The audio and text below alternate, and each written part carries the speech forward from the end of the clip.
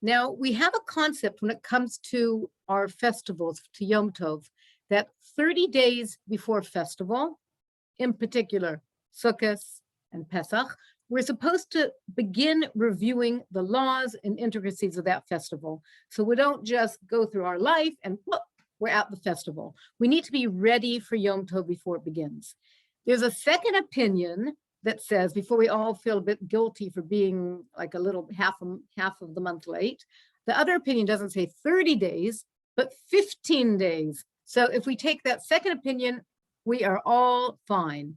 But the truth is, I want to compliment the women here for, to really coming out of our very busy schedules to make time to prepare for the Yom Tov. So we're ready, not just physically, but hopefully emotionally and spiritually and mentally as well. So that is to everyone's credit that you've taken the time out tonight to be involved in this.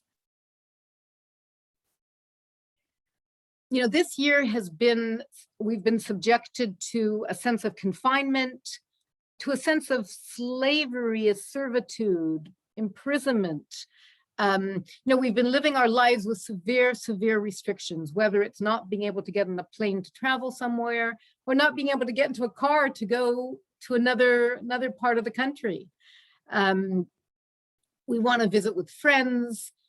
We crave to be able to transcend our servitude. We want to feel that we're in control of our destiny. But we face so many restrictions. Now, many of these things that are imprisoning us, we have absolutely no control over. But there is one thing that we do have control over, and that is the servitude of the soul. We have an opportunity to decide how are we going to respond to the situations that come our way. So this can also bring about a certain regeneration. We have an opportunity to, discover resources of our own creativity. Melanie showed me the cookbook she's just produced, which is, that's not a secret, but it's quite phenomenal. One item that I'm going to offer to share with people, a friend of mine, Lisa Levine, produced, which is a Pesach-friendly escape room to use at your Seder or at your Pesach meals. That's informative, fun, and creative. You don't need a computer for it. It's all Shabbos, Yom Tov friendly. There's a lot of opportunity for creativity during this time. And whether, we're recalling the servitude from slavery to redemption, which allows us to have control over the servitude of our soul. And we also have to remember that a lot of our servitude in life is our own making. So what I'd like to invite people to do is actually, we spent a few moments to be able to ask for healing for Shira Bat Devorah, who's very ill. I want everyone just to take a moment to look into themselves and to ask of Hashem to help you to heal something, to have the tools and the insights and the ability to heal something that you yourself need to heal. I'm not talking about a physical ailment. Maybe that is something that somebody would like to have healed, but I'm talking about what we have control over, the healing of our soul. We all know that we're supposed to get rid of the chametz. We're not allowed to have any ownership of chametz on Pesach. And we know what the difference is. The difference between matzah and chametz is, one is spelled mem tzadi hey, matzah, and chametz, as we know, is chet mem tzadi. So they have two letters in common, the mem and the tzadi, and the letters that are different are a hey and a chet. What's the difference between a hey and a chet? A little drop of ink. What's the difference between something that's okay for Pesach, matzah, and something that is totally not allowed, chametz, is a little bit of ink, a little bit of moisture, a little bit of time can turn something okay into something not okay. But there's more of a metaphysical lesson as well, that chametz actually represents that which is inside of it that gets a little bit inflated, blown out of proportion. It can be our ego. It can be anger. It can be so many different things. So let's just take a moment to stop and to think about what is the chametz within me? what is it about my inflated ego or parts of me that get out of control, that I don't seem to have any control over, that I would like to help heal? And ask of Hashem, allow me to have the tools. Please, please give me the tools so that I'll be able to have control over that which in life I really have control over. Now, on Pesach, we have the idea, Bayom Hahu, we revisit that day. Now, many of us know this concept. It's one of my very favorite concepts. So anyone who has been to shiurim of mine have been exposed to this, that time is not linear for the Jewish people, but rather time is a spiral. We travel on a spiral of time. And when it comes to each stop along the calendar, we revisit the original event. So we actually capture the very essence of slavery and freedom, the dichotomy, when we arrive at Pesach. It's kind of like shafts on an elevator, and there's going to be an energy that flows through that's going from the original Pesach experience of servitude and freedom, and going through each year. So when we get into Pesach, we're actually picking up an energy that brings us into something that was a long, long time ago. Okay, that is what we call a mazal. Mazal doesn't mean luck. It means like the word nizila. You know what nizila means? Anyone know what nizila means? Nizila? It's a leak. A leak, right? Okay. So mazal is like a flow of energy. And we want to be able to tap into that flow of energy. And we go through the 15 steps of the Seder, and we experience that dichotomy of, I can feel the servitude, I can feel the freedom. And it takes 15 incremental steps in order to go from slavery to freedom. So we're going through, it's kind of like a therapy we're going through on the Pesach night. You know, in some ways, this year we're a little bit more prepared than we were last year for Pesach, because I don't know about you, but for us, it was, a lot of us were in tremendous shock, whether we were healing from the contagion, we knew people that had succumbed to the pandemic. There was a tremendous sense of loss, of not knowing where we are. And although this year we're not where we really, really want to be, and we're not going to be having Pesach Seder with the ones we would love to be with, we still have more of a sense of hope. But let's see how we can tap into the inspiration and look for some practical ideas. I just want to know, and you can either, I don't mind if you speak up now, if you'd like to share. I just want to know, how many of you are actually going to have a Seder on your own this year? Is there anyone there that's going to be absolutely on their own this year for Seder? Okay. And what about anyone who is making for the first or second time a Seder, just their unit, their family unit? Yeah. How many usually go to hotels for Pesach? How many of you dream of going to hotels for Pesach? Okay.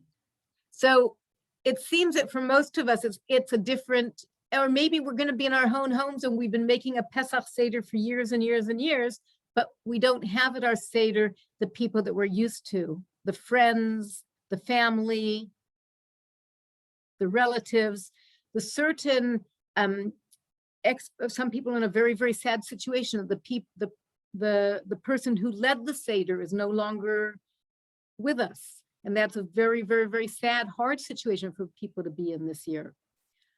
Regardless, this is the year that we're going to need to pull out the inspiration from within. We can't rely on that banter going on at the Pesach Seder, catching up, hearing people's different ideas. Although I am going to jump to the very end and share one idea to begin with, and that is, if you have people that you would love to be with for Pesach Seder, or people that you have been with in the past, or would have invited, contact them, make a spreadsheet, and divide the Pesach Haggadah.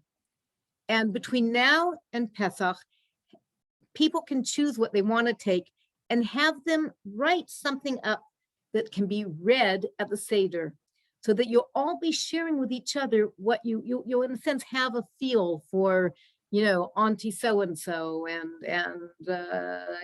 ask if like a little 5-year-old, some cute, maybe there's some cute arts project that they'll send to a relative, or take a picture of it so they can develop it. Do people still develop pictures? I do, actually, or my kids do for me.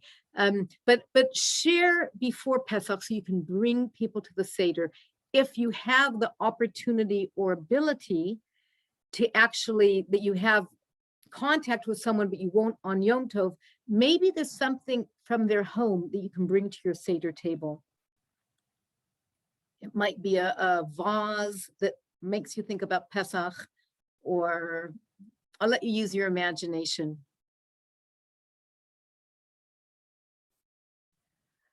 So I'm going to start with a story, and then we'll move forward. So there's a very nice historical story that when Prime Minister David Ben-Gurion went in 1954, he traveled to the USA and he met with President Dwight Eisenhower in order to request his assistance and support in the early and difficult days of the State of Israel. The Secretary of State was a man called John Foster Dulles, and he confronted Ben-Gurion and he challenged him as follows. Tell me, Mr. Prime Minister, who do you and your state represent? Does it represent the Jews of Poland, or maybe Yemen, or maybe Romania, or Morocco, Iraq, Russia, the Jews of Brazil? After 2,000 years of exile, can you honestly speak about a single nation or a single culture? Can you speak about a single heritage, or perhaps a single Jewish tradition? Ben-Gurion answered him as follows. Look, Mr. Secretary of State, approximately 300 years ago, the Mayflower set from England and on its way with the first settlers who settled in what would become the largest democratic superpower known as the United States of America. Now, do me a favor. Go out on the streets and find 10 American children and ask them the following. What's the name of the captain of the Mayflower? How long did your voyage take? What did the people on the ship eat? What were the conditions of sailing during their voyage? I'm sure you'd agree that there's a good chance you won't get a good answer to these questions. They're not going to know how to answer. They won't give you the same answer. Now, in contrast, not 300 years ago, but more than 3,000 years ago, the Jews left the land of Egypt. I would like to request from you, Mr. Secretary, that on one of your trips around the world, try and meet 10 Jewish children in different countries and ask them, what was the name of the leader who took the Jews out of Egypt? How long did it take for them to get to the land of Egypt? What did they eat during the period while they were wandering in the desert? And what happened to the sea when they encountered it? Once you get the answer to these questions, please carefully reconsider the miracle of the survival of the Jewish people. And that's actually, it's beautiful. It's a beautiful historical story that his grandson said that his grandfather had told him. Lovely, lovely story. And actually, not that we need to bring proof from other cultures, but the Dalai Lama made it his business to meet with several American Jewish leaders. And he asked them, what is the secret of the Jews' survival? How can we have something like a Passover, Pesach Seder for the Tibetan people to keep us going? So the Pesach Seder has actually been something that has kept the Jewish people connected. So it's not just that we're here in our generation, but we're reconnecting with the past and we're getting ready to give over to the future. Rabbi Yaakov Emden says that more than the miracle of the Pesach story is the miracle of the survival of the Jewish people. Now, the mitzvahs of Pesach fall into two categories. We're talking about the mitzvahs of the Seder night. There are 15 steps, and there are two categories of mitzvahs. I'm not talking about the cleaning tonight. I'm not actually going to be speaking halacha. My husband, Rabbi Simon, will be giving a class on Tuesday night, which will be giving some inspirational Haggadah insights and also going through the specific halachas for this year. But there are two categories of mitzvahs for the Seder night. The first are Torah law. Anybody know what the two Torah laws are for the Seder night? I'll tell you first what the three rabbinic laws are. So the three rabbinic laws are the 4 cups of wine, maror, the bitter herbs, and hallel, singing praises of gratefulness and thanks. So what are the... To tell the story. To tell the story. Great. Okay, good. So the two Torah requirements for the night of Seder are, and or for us outside of Israel, 2 nights, to eat matzah and to tell over the Haggadah. All of these requirements, both the Torah laws and the rabbinic laws, are incumbent on men and incumbent on women. And a lot of times people feel that, you know what, we can have our chit chat during the Seder, or we can go in the kitchen, or, you know, we have to tend to our kids. Well, we may need to do those things, but we still have an obligation to fulfill the mitzvah of telling over the experience of servitude and freedom. I heard from somebody, they understand the servitude part, they're still working on getting to the freedom.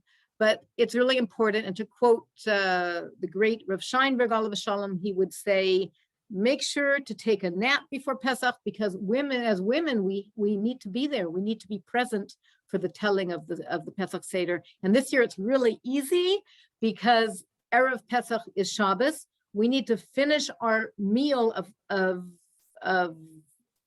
having eaten something that's hamotzi, but not matzah per se, by very early in the morning. So we kind of have an opportunity to rest and to read through the Haggadah, get ourselves ready and tuned in for the evening experience.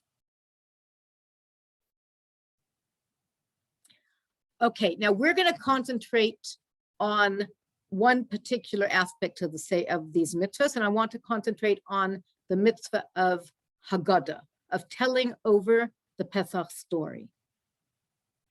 So the Haggadah is a pivotal moment, not only for children, but also for ourselves. And I was very fortunate growing up to be close with a very great rabbi and Rebbitzin, Rabbi Simcha and Rebbitzin Fegi Wasserman. Rabbi Wasserman was his father was Rabbi Elchanan Wasserman, the top student of the Chafetz Chaim. And another time, I'm very happy to hear a story, I actually met the daughter of the Chafetz Chaim, who was a contemporary of Rabbi and Rebbitzin Wasserman. That's another story for another time. I also went to their home one year for Pesach, and I did steal the Afikomen. I was on my year studying in Israel, which turned into a few years. And I stole the Afikomen from this great rabbi's house. And he said to me, what do I have to give you to get it back? And I said, how can I have the chutzpah to ask the Rosh Hashiva, the great rabbi, for something? And he looked at me with a twinkle in his eye and he said, with the same chutzpah you had in taking it. But what I want to share with you is something different. Rabbi Wasserman was an expert in raising children. And someone once asked him, because he never had children, he and his wife were married a very, very, very long and very wonderful marriage. They had a very close relationship. and they were never blessed with children. So people would go to him with questions on child rearing. And someone said, how can you be such an expert on answering these questions about raising children? And he said, why? Because I was once a child. And so I know how to answer them. And so on the Seder night, we also are children. I don't mean in a juvenile way, but we all have our inner child that needs to be nourished, that needs to be spoken to. And if we are going to be on our Pesach Seder all by ourselves, we actually have an opportunity to get to know that inner child within us, to ask questions at the Pesach Seder, to look for answers, and to have a dialogue. Might even be the inner teenager within us, or whatever it is. But the banter of asking and asking questions is there, whether we're with others at the Seder or on our own. So the mitzvah is v'higadata levincha lemor. You should tell your children, saying. Now the word v'higadata, it means to tell, okay? It's similar to the word Haggadah. Okay, does everyone see the same sounding root? Lehagid means to tell. So what is difference between like to tell, to say, to speak? They all mean a little bit of something different. So the word lehagid, any native Hebrew speakers here? Lehagid means to tell something with a sense of novelty, right? So when we're speaking, whether we're speaking to our inner child or we're speaking to our children, we want to give over the experience of the slavery and the freedom with a sense of novelty. The Haggadah, you should tell with a sense of novelty, levincha, to your child, whether it's literally children or it's to your inner child. Lemor, saying. So the question is asked, what is the word le'emor doing? It seems like a bit superfluous. You should tell to your children and say. What does that mean? So the commentary, the Mor V'Shemesh, he was a commentary on the Torah and on the festivals by Rabbi Plonimus Kalman Halevi Epstein, 1751 to 1823. And he was a student of the well-known Rabbi Elimelech of Lezhinsk. And he says that we must tell over the story so that our children will be capable of telling it over themselves. Okay, it's very interesting. So what we're endeavoring to do is not only to tell the story, so we've told the story and it's gone in one ear and out the other, but rather to tell it in a way that they will be able to impart it as well. And I think that that's part of the secret of the Pesach experience, of giving it over. We're enabling. It's interesting to look at the word and the whole concept of hearing and listening. You know, we say Shema Yisrael, and it's translated as Hear Yisrael, but I'm not sure it's such a great translation. Hearing is something very, very passive. Listening is something different. And we tell over something to the Pesach time. We need to say it in a way that those that we're imparting it to are actually able to comprehend it. Yeah. So, you know, my father-in-law, Oliver Shalom, had a Pesach Haggadah collection, a huge Pesach Haggadah collection.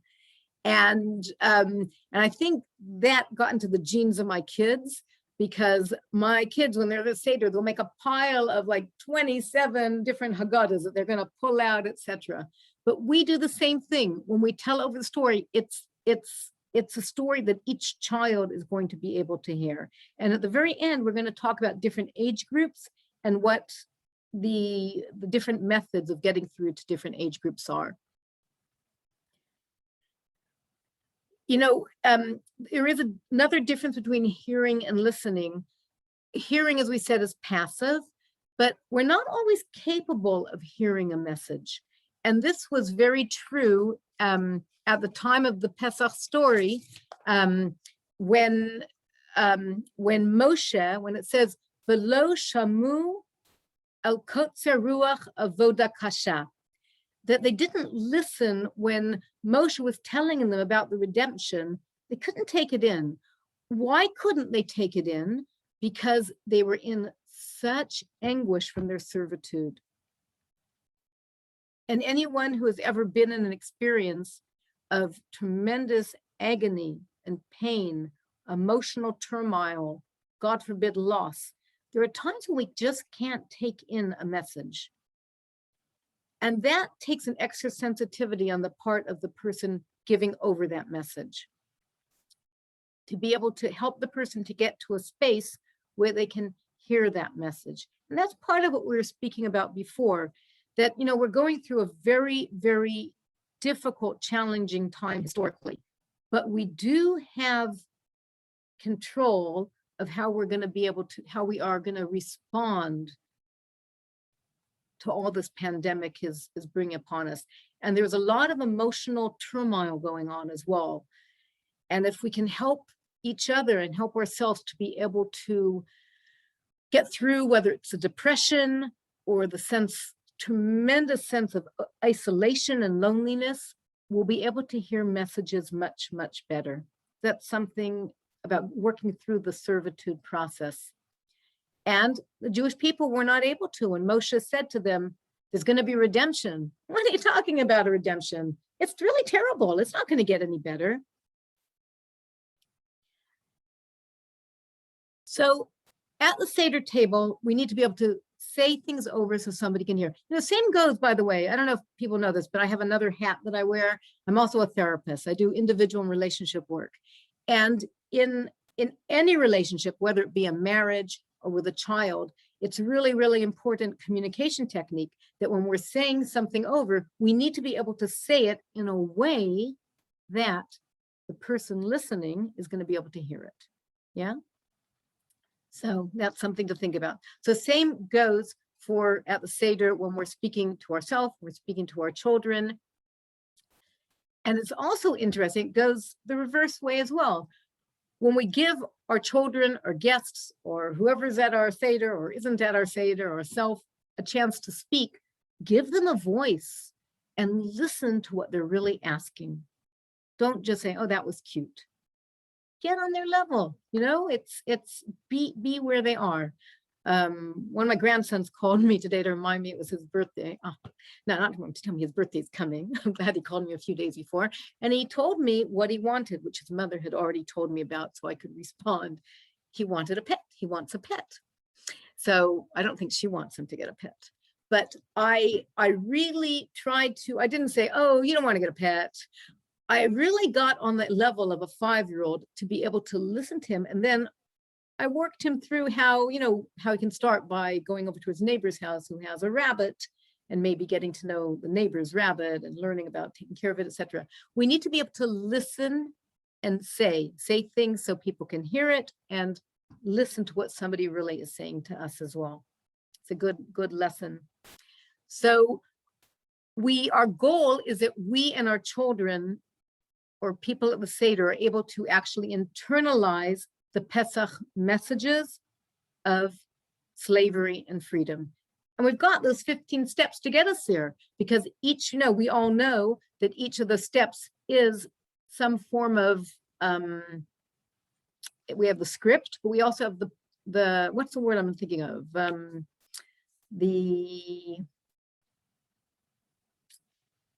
tools, right? We get to feel when we eat we have the dichotomy of eating something that's salty and tastes like tears and sweat, but we're dipping it as if we're royalty and we have all the time in the world. So these different steps are there to help us to feel the slavery and the freedom. It's actually interesting to think about if we jump ahead to when we actually had left Egypt and we were going through the wanderings. First of all, it took 40 years, not because it needed to take 40 years, but we needed 2 generations to be able to get that slave mentality out of us, which is interesting, which is also something we're working on the Seder night. Letting that slave mentality leave us, rather than saying, yeah, they'll get it done. Or, oh, I mean, that's what some people do. They let everyone else do everything. So working on that. And there's also something that women tend to suffer from, which I call martyr mom or martyr mummy, where we just do because we think we have to do it.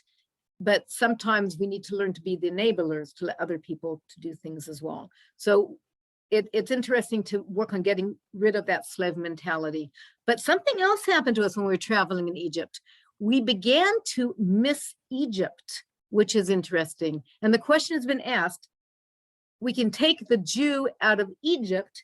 Can we take Egypt out of the Jew, right? We began to have nostalgia. Ooh, those kishuim, were they cucumbers? Were they courgettes? Were they squash? I can taste them. Oh, I miss Egypt. So we have to be careful because there's so much of today's exile that we begin to like. This pandemic, yeah, there are some good things about it, but some of the things we have to pinch ourselves if we begin to get used to, right? Are we going to look back at these times with nostalgia? I hope we won't be scarred and we'll get some good messages from them that will catapult us into better ways. But it's interesting to think that we have that possibility of feeling nostalgia. Okay, so what we're going to do for the telling over with a sense of newness, and also the idea of say it so that we actually enable and empower others to be able to tell the story themselves. And everyone has their own story. That's something we're supposed to be looking at. I want to move from here to look at just one. Let me just see what time it is. Okay, good. Okay, so I want from here to do, I'm going to look quickly at the Manishtana. Just want to mention one little idea about the Manishtana, and then we're going to look at some very practical suggestions of making our Pesach Seder more meaningful. Okay, so I'm going to look at Manishtana just a little bit, and also just the beginning of the Kadesh. Okay, so with it's interesting. Manishtana is actually, we call it the 4 questions, but in Hebrew grammar, ma nishtana is not really a question, it's an exclamation. Like if we say, another line, ma rabu ma'asecha Hashem, how great are your wonders, Hashem. Ma tovu ohalecha, how good are your tents. Ma nishtana is more of an exclamation than the question. And I heard a very nice idea in the name of Rabbi Schwab. I hope I can give it over to you. That it's more of it is more of a statement, because all the things that we're talking about doing are actually normal things to do. We do eat vegetables, but on the Seder night, we have to eat a very particular and a little bit of an unusual vegetable. It's not necessarily the first choice. We're not going to be able to say, hey, can't I please have some, I'd rather dip carrots, I'd rather dip carrot sticks in ketchup. I'd rather dip potatoes, French fried potatoes in ketchup. Why can't I do that? So it's a normal thing to eat. It's a normal thing to dip, but it's being done a little bit of a different way. So all of the 4 statements, 4 questions are really normal activities. It's not, let's say, like we may have a question on Sukkot, why do we go into a sukkah? Or on Hanukkah, why do we light a menorah? Those are things that are out of the ordinary, yeah? But Pesach, we are actually doing things that are ordinary, but doing them in an out of the ordinary way. That's a little bit of a different slant to look at things. So Pesach also is an opportunity to find inspiration within the mundane, within the normal. Like, we used to have a joke when I was little that the Haggadah was the only book that our parents would let us bring to the table because it was considered really rude to read at the table. And there were some bookworms in our family. I actually see my mother on here. So that's nice. My mother's definitely a bookworm. So the Haggadah was the only book that you could bring to the table. That kind of statement today for kids doesn't work because people bring their phones to the table and they're totally on. And it's not uncommon that people are eating and watching something, clicking away and not communicating. So Pesach night is actually a very good, that's a really good opportunity to bring this idea up and also to make sure that we really are focused on people. Okay. I'm going to talk a little bit about the first step of the Seder, and then we're going to go on to some practical ideas. And this is Kadesh. There's a fantastic download Haggadah that came out last year, and there's hopefully going to be a new one this year, which is called the Coronavirus Haggadah. And it's written by a rabbi in California, a Rabbi Nachi Klein, and we have last year's. And one of the ideas, it goes through each steps, and it's a very good Haggadah to read if you are on your own or in a very small group, because it gives you questions to ask yourself based on each step of the Haggadah. If you are interested in some if I get permission to get the download or find out where it's available from, I'm happy. If you're in touch with me, I'm happy to I've put my email next to my name, and Selena has very kindly put our website down, and as well as some other information for contacting. Okay, so the Haggadah, the first step of the Haggadah is Kadesh. What is that word, Kadesh? What does it sound like? Kiddush, which means to elevate and to separate. The ability, right now, we're lifting ourselves up, we're lifting the experience up, we're making Kiddush. That's the whole idea of the purpose of the Jew in the world, is to infuse this physical world with meaning, lift it up, elevate it, and become elevated ourselves. As we make Kiddush, we're connecting ourselves to generations past, and we're creating a link in generations in the future. We might look back at previous Seders that we've had as being really nice memories, but in fact, each Seder that we live through, a Seder that strengthens a bond between our souls and the souls that we're not with. And it opens the next link in the chain of the generations of the future. So Kadesh is about sanctifying time.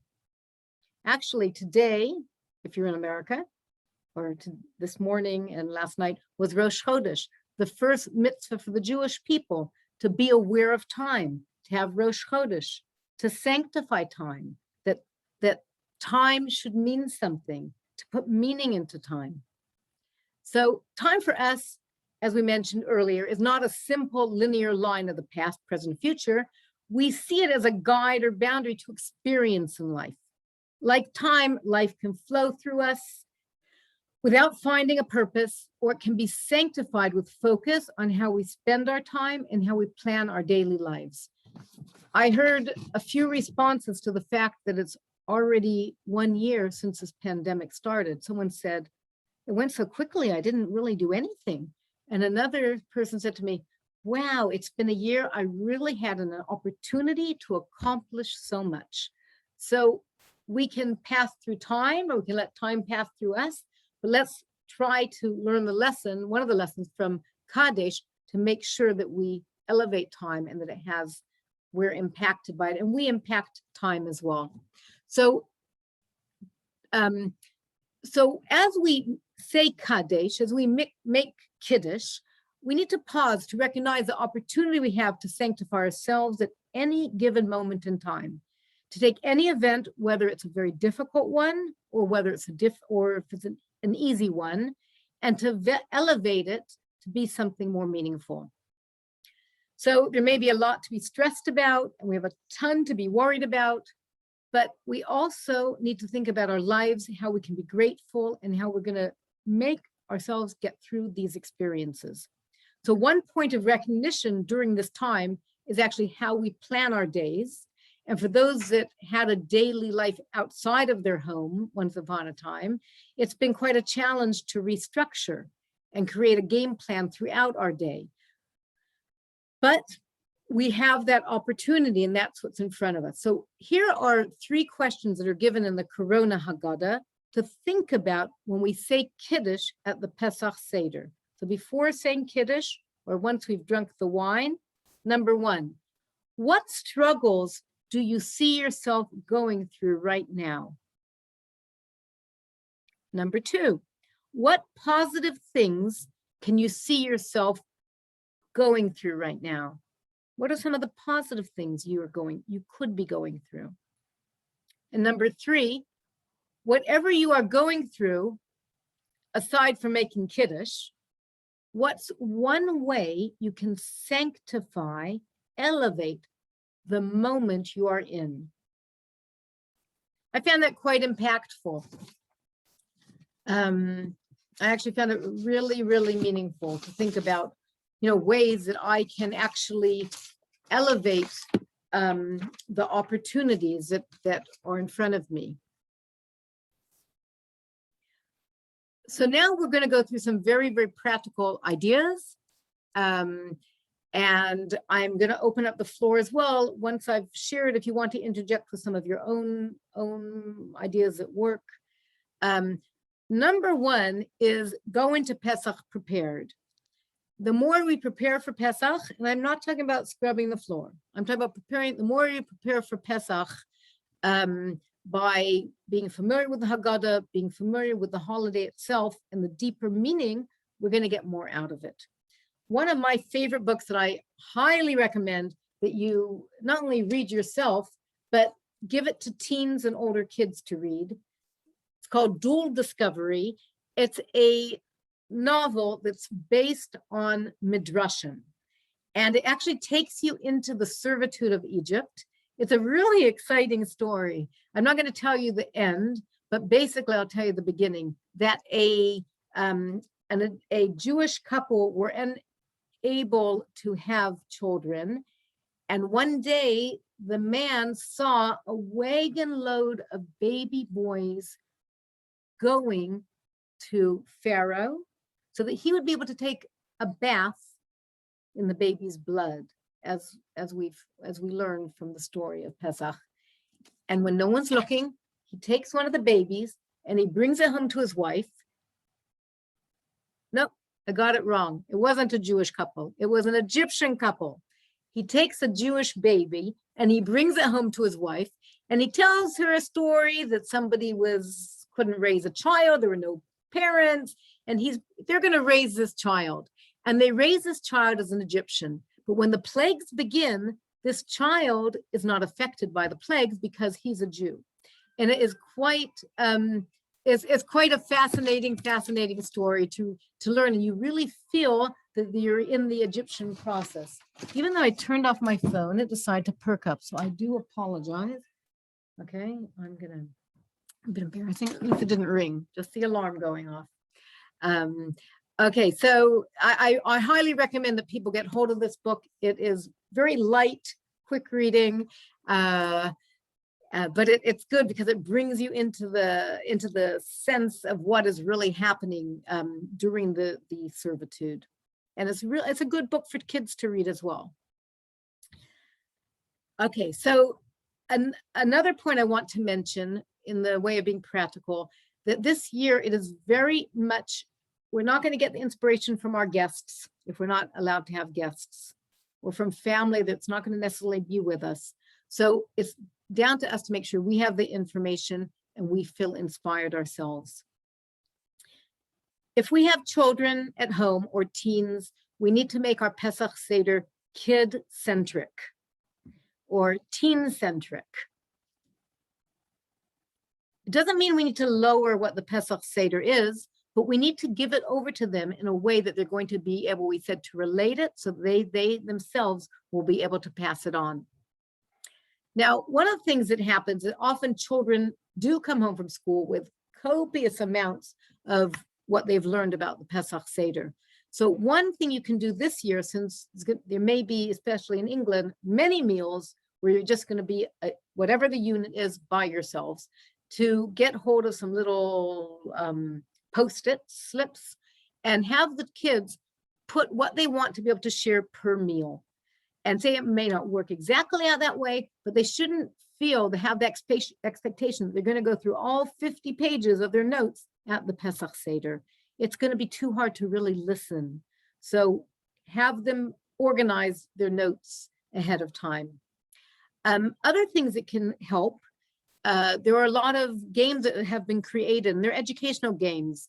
Whether last year we got hold of, I don't know if you're on this group or not, but I got from Gina Cowan, different Egyptian gods, and under it was told how a particular plague affected that deity from the Egyptian perspective. It was quite fascinating. It's got this little picture, and what we did is I hid them under different people's plates, and people, when they were a little bit bored, they could read it, they pass it on to somebody else. This year, Kesher is giving an escape room that can be used on Yom Tov and Shabbos at your Pesach Seder. And this is the brainstorm of Lisa Levine of CORE. And it really is quite brilliant. It's a lot of fun. And I'm happy to provide downloads. We do have, for the Kesher community, copies. If there are extra and somebody would like a hard copy, please be in touch with me and we'll see if there are any available. But that is something quite exciting that's been produced this year. Another thing is get hold of good Haggadahs. If you don't want to go out and buy Haggadahs, speak to a friend and say, hey, can we Haggadah switch? And switch Haggadahs. I recommend this Haggadah for adults as well as children. I think actually I sent it to my mom last year. It's one of my very favorite Haggadahs. It has absolutely exceptional artwork, but each artwork is actually a commentary. And at the back of the book, the author explains how the artist and why the artist chose to draw an illustration in such a way. And he gives sources, Torah sources for all the different drawings. It's really a fascinating Haggadah. Another one that's really good for teens, well, this is good for older kids, the Mosaic Press Haggadah. And NCSY has one out called Just One, which is really good for teens that might be a little bit apathetic. So there really is something for everyone. We have tons of Haggadahs. Make a Haggadah share with friends and do some switching around if you're tired of all the same things. There's Rabbi Dr. Tursky, who is such a gift to our generation. You can get hold of his Haggadah, which is fantastic. So take a look, find something that suits you. Okay, another idea is, I'm just going to go through different ages. Okay, so age 3 and under. So if you're ages 3 and under in your household, they are going to make sense of the Pesach rush and the mood. They're going to pick up the feeling and the atmosphere. And you're all familiar with the different psychological studies of children who never saw emotion or had love or were held. Kids pick it up. So we want to be very sure that the energy that we're giving over is one that's positive and one that is enthusiastic about the holiday. That's what they're going to pick up. They're going to feel energized by your energy. Another thing is that I remember, I guess I can also thank my mom for this one. As a little girl, we used to get, and I did the same for my children as well, brand new, beautiful, like pretty underwear, nice undies, and pretty socks or tights. And I remember I'd have my beautiful Shabbos, Yom Tov special dress to wear for Pesach. And I remember going to take a nap before the Seder and being told, and we told our kids the same, the longer you sleep, the longer you're going to be able to stay up. And that was exciting for them. So that's something that can be done. They're going to, and if they're too little, the clocks might be changing where you are to keep them up. We brought our children up with Shabbos Yom Tov pajamas. So they would be very happy to put their new pajamas on because they were special for Pesach. Okay, Next, the what age 3 and under, the other big question is, do you tell a little child about matzah, or do you make it a surprise? So when they hear hamotzi and they're looking for the challah, some families actually, for little children, don't teach anything about matzah, so that the child is actually intrigued and surprised when they see matzah instead of challah. Others teach about the matzah and the child looks forward to it. So different ways to go. Ages 3 to 6, children understand the story of Pesach. And one thing that is really helpful is to have games and projects and hang up their decorations they've made and get them involved. And there's lots of artwork they can do before Pesach begins if you want them out of your way. You can give them ways to help, as long as it's not going to be things that are going to distress you if they do it wrong. But it is good at that age to make them feel important. And they can be important that you need the decorations made. I remember going out and buying pillowcases, pillow covers, and markers, and getting my kids to decorate pillow covers, so everybody could have a pillow. Now that's another point, not about children, but about women. So in many homes, the custom is for men to have a pillow. In our home, we offer pillows to everybody. The halachic sources say that a isha chashuva can have a pillow. I guess the idea is that, it might not be so nice to like lean, yeah? It's not so becoming. But a woman of stature is going to know how to lean with and do it properly, so she feels the sense of just getting into her relaxation, the experience. So I heard, I forget who my husband quoted, but he said that in our day, it's a halachic source. If anyone wants to know, send me a message, I'll get it for you.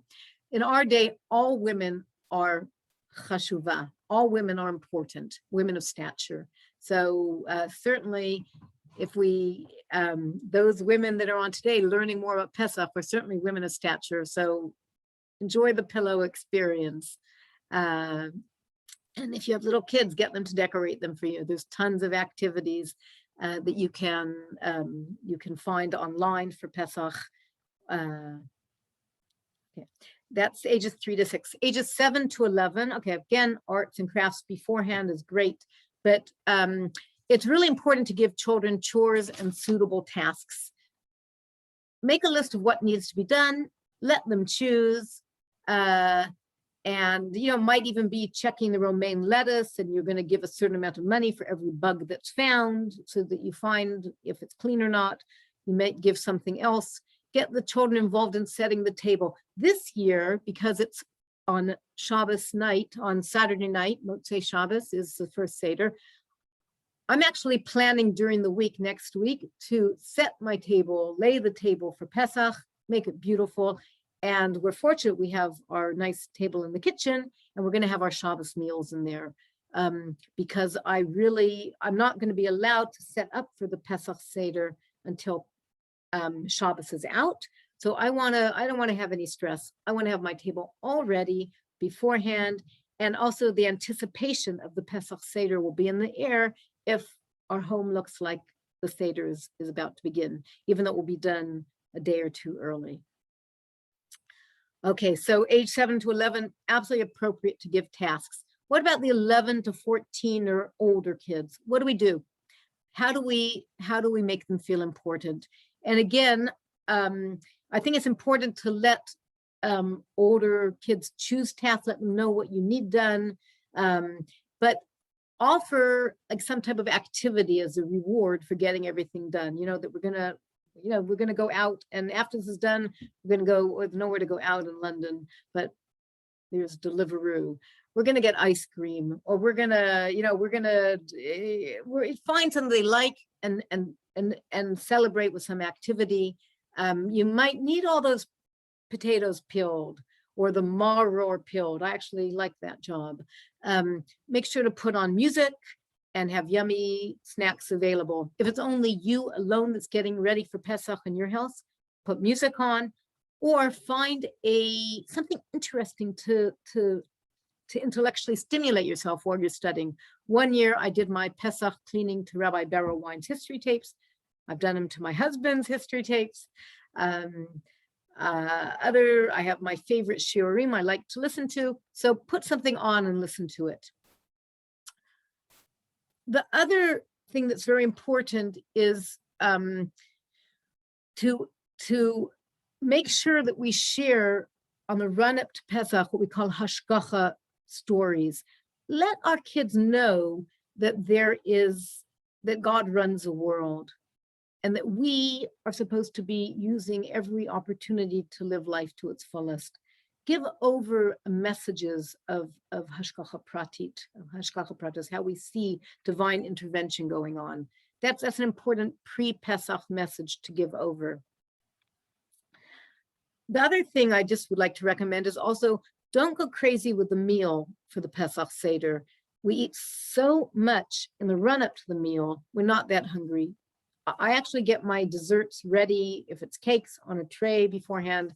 I make, before Pesach, my mother's strawberry ice, maybe chocolate mousse. I put them in little individual servings, cover them well, put them in the freezer, and when it's time for dessert, I say, who would like? And that's what comes out, so that it's easy. I don't have to worry about getting a serving dish out and such. But it's really not about the meal on Pesach. We're gonna have plenty of Yom Tov meals. It's about being present for the opportunity. And with that, I'm gonna end with just one last thing, is that we have to remember that what we really are creating in the pre-Pesach preparation and on the Pesach experience itself is memories. And the memories that we impart is hopefully the inspiration that we feel and the message that we're able to inculcate, so that future generations will be able to tell the story themselves. I'm going to open it up to questions, but even more so, I want comments. I really would like to hear your own ideas of what works, what doesn't work, Pesach strategies, creativity. Any ideas? Any questions? Can I ask a practical question? Sure. So it says in the Haggadah, Chayav Adam Liras Es Atzmo Kilu Yatzam Mitzrayim. But on a practical note, when we're living very comfortably in our home and we have the money that we have and we have the lives that we have, it's not realistic to do that. So I feel like on a practical note, I'm not actually fulfilling that mitzvah. And I do what you do, and I make it alive for my kids, and I have amazing experiences as kids and peeling potatoes for potato kugel, but it's not seeing myself coming out of Mitzrayim. I'm kind of just making it a fun Yom Tov, but that's not the aim of Yom Tov, unless I'm wrong. Okay. So there may be some people that have suggestions of how we can actually feel as if we came out of Egypt. I think actually this horrible pandemic has been a bit of a lesson, even though we do, thank God, have religious freedom, which as Jews we have not always had, but we certainly are imprisoned right now in so many ways. And if you can take your mind to, if we can't, hopefully we don't have our own negative images, but if we can somehow even think of, empathize with somebody we know who has been through something so challenging and traumatic and has frozen them, and take that like core negative image of what it is and try to feel it, to empathize. That can help. It is often, I think it's the same also with many aspects of our Judaism. It's sometimes very, very difficult to be in the moment, whether it's with tefillah, with prayer, to be in the moment. So on the Pesach night, we're given the tools to be able to feel this, when we're having the salt water. Can you envision your mind the taste of sweat? Can you think of yourself where you ran and you wanted to, I don't know what it is, to catch a flight, to help somebody you were trying to save, whatever it was, something you can just imagine, and you can taste the sweat. Can you taste tears? Hopefully they're not your own tears, but you can imagine somebody's tears. They are very, very, very bitter and very, very sore and raw. So so part of it is using the imagery that the Pesach Seder provides for us, but actually it takes a mindfulness, it takes going into the experience, which may be a new experience. It might be something you need to do before Pesach. I actually found this book really helpful for me to help me envision the actual servitude. So I have the pictures in my mind. Anyone have any more suggestions to answer that very good question? I see your name is, I don't think your name is Natan. What is it? No, my name's Ariel. Ariel. Okay, great, Ariel. Thank So you. do you have any pointers or other things that people have done that suggest? Any? Ruthie, I just saw a message in the chat from Hadassah saying also to appreciate that if we wouldn't have been taken out, we would still be there in Mitzrayim. Wow. Okay, can you imagine the pandemic never ending, right?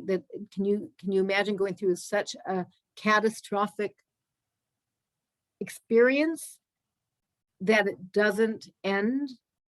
I mean, that can help bring us, and where would we be, and we can see this with the idea of servitude, but it's so easy. And this is, as is it Ariel? Is that your name?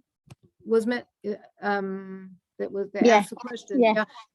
That there's another type of servitude which is lovely, and that is, the soft, silent, I don't want to use the word suicide, but it is appropriate, of assimilation, where life is just so good and so lovely that we're seduced by the goodness and the abundance of life, that we get lost and we disappear. We have a promise that the Jewish people will continue to exist, but there's no promise for individuals. We don't know.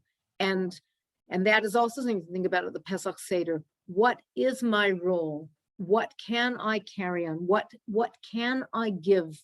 And what name do I give? How do I connect to the Jewish people? What, is my neshama going to continue on, either through my progeny or through my actions? We have both those opportunities, right? By what I choose to do with my life. So I think there's imagery can help quite a bit. Any other questions or comments? Can I ask a question? It's Melanie. Hi, Melanie.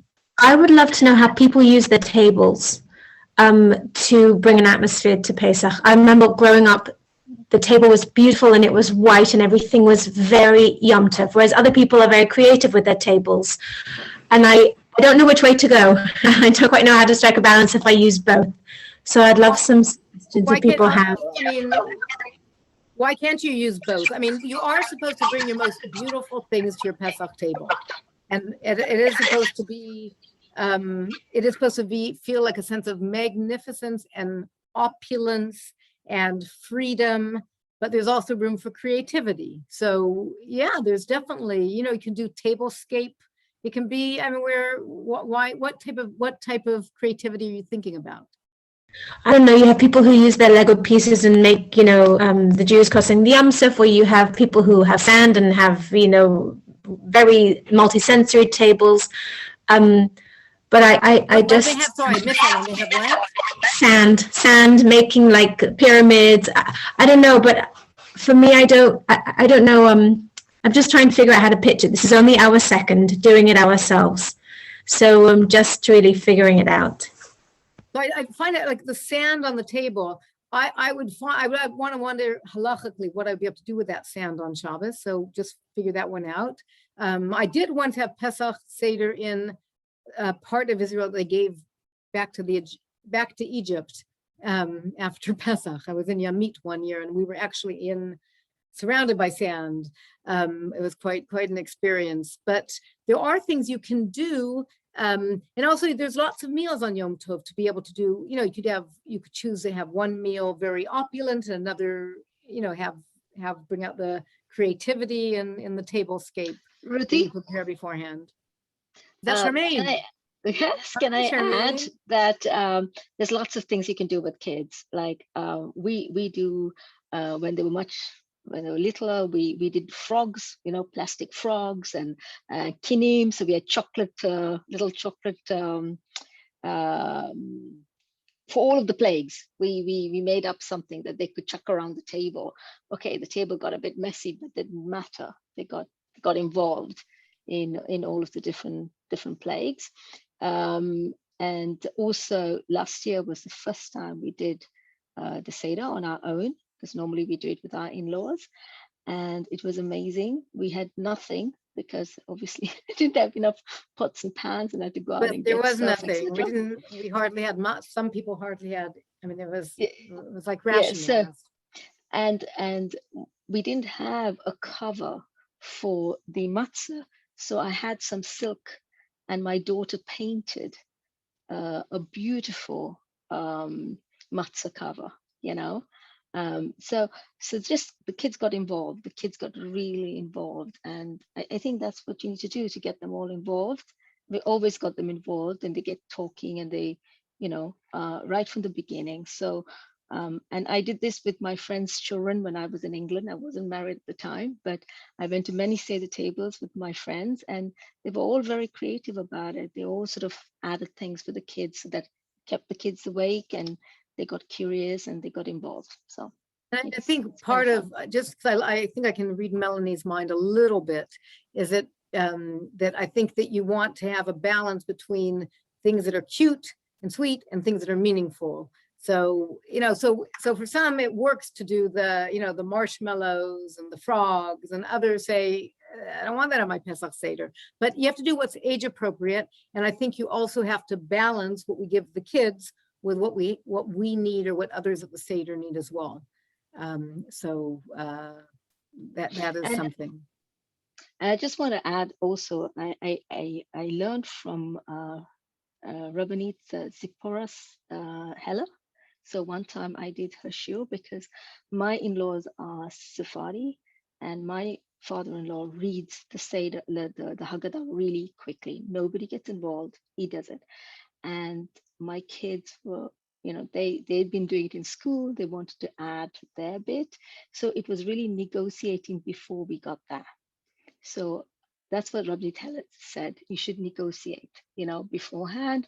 So I told my father-in-law the kids had been preparing in school, and they want to say something. They want to read the Haggadah. So it was the first time ever. And at the end of it, my daughter was 6 at the time. She read from the Haggadah. She translated in French for her mother and for her grandmother. And at the end, my father-in-law was in tears, because, it's the first time the kids got involved. But for him, it was so touching that the kid read. She read in Hebrew, she translated, she said. So I think it's a matter of planning, as you said, beforehand, and being prepared, so everybody is prepared and everybody can get involved. It is important to be prepared. It's also important that we're not so we have to be a bit resilient as well, that if things don't work out exactly, it's more important that we're at the Seder, we're present, and that we're not feeling stressed about the Seder experience. But there is plenty of meals for creativity this year, and different, you can do different tablescape. We have the complication this year, unless I'm fortunate that some of our kids can come in from one of the 5 continents that they're on. Or 4 other continents, but it's going to be a very small Pesach table. So, and I like to put on a beautiful tablecloth. I have, my mother-in-law, Olive Shalom, she embroidered us a Pesach tablecloth. It's huge.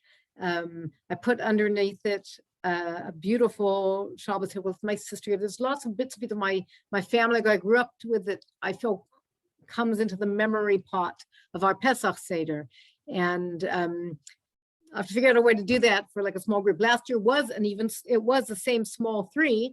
My husband was recovering from coronavirus. He was almost finished with his recovery then, thank God.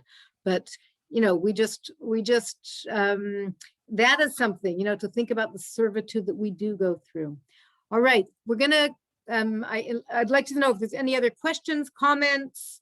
I want to invite people that would like to get a copy of any of the escape room for Pesach that Lisa Levine has put together.